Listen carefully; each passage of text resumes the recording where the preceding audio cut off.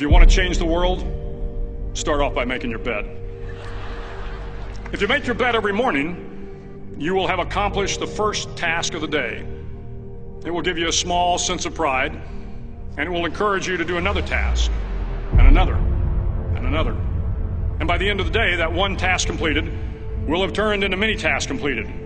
Making your bed will also reinforce the fact that the little things in life matter. If you can't do the little things right, you'll never be able to do the big things right. And if by chance you have a miserable day, you will come home to a bed that is made, that you made. And a made bed gives you encouragement that tomorrow will be better. To pass SEAL training, there are a series of long swims that must be completed. One is the night swim. Before the swim, the instructors joyfully brief the students on all the species of sharks that inhabit the waters off San Clemente. They assure you, however, that no student has ever been eaten by a shark, at least not that they can remember. But you are also taught that if a shark begins to circle your position, stand your ground. Do not swim away. Do not act afraid. And if the shark, hungry for a midnight snack, darts towards you, then summons up all your strength and punch him in the snout, and he will turn and swim away. There are a lot of sharks in the world. If you hope to complete the swim, you will have to deal with them. So if you want to change the world, don't back down from the sharks. Over a few weeks of difficult training, my SEAL class, which started with 150 men, was down to just 42. There were now 6 boat crews of 7 men each. I was in the boat with the tall guys, but the best boat crew we had was made up of the little guys, the Munchkin crew, we called them. No one was over 5'5". The Munchkin boat crew had 1 American Indian, 1 African American, 1 Polish American, 1 Greek American, 1 Italian American, and 2 tough kids from the Midwest. They out-paddled, outran, and outswam all the other boat crews.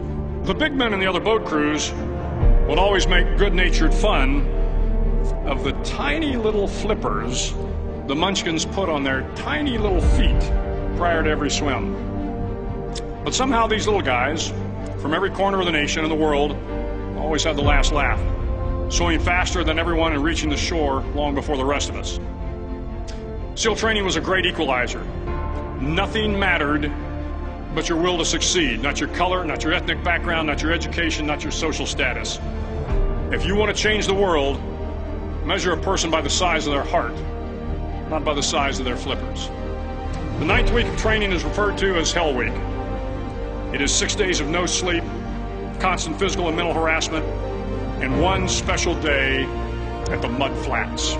The Mud Flats are an area between San Diego and Tijuana where the water runs off and creates the Tijuana Sloughs, a swampy patch of terrain where the mud will engulf you. It is on Wednesday of Hell Week that you paddle down to the Mud Flats and spend the next 15 hours trying to survive the freezing cold, the howling wind, and the incessant pressure to quit from the instructors. As the sun began to set that Wednesday evening, my training class, having committed some egregious infraction to rules, was ordered into the mud. The mud consumed each man till there was nothing visible but our heads. The instructors told us we could leave the mud if only 5 men would quit. Only 5 men, just 5 men, and we could get out of the oppressive cold. Looking around the mud flat, it was apparent that some students were about to give up. It was still over 8 hours till the sun came up. 8 more hours of bone-chilling cold.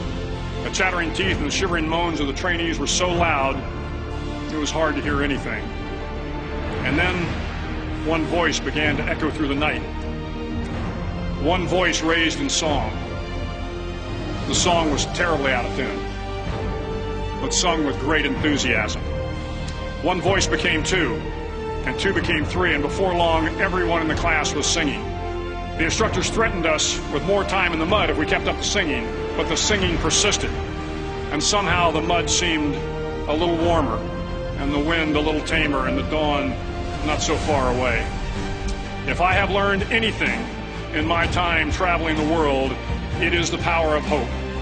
The power of one person, a Washington, a Lincoln, King, Mandela, and even a young girl from Pakistan, Malala.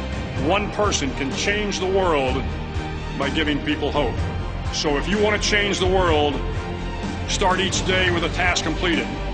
Find someone to help you through life. Respect everyone. Know that life is not fair and that you will fail often. But if you take some risks, step up when the times are the toughest, face down the bullies, lift up the downtrodden, and never ever give up. If you do these things, the next generation and the generations that follow will live in a world far better than the one we have today. And what started here will indeed have changed the world for the better.